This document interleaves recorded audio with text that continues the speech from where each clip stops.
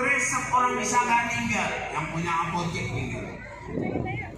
Kalau karena jagan dia, jangan lagi disiksa, undang anak yatim ke rumah, suruh baca punya rumah. Udah bahagiakan aja dia. Kalau perlu suruh nonton film-film Islami sama anak-anak kita itu. Pulang baru kan kasihkan nasinya, kasihkan uangnya, alat sekolahnya. Atau kalau ingin lebih, nggak tahu itu untuk apa. Kalau kadang-kadang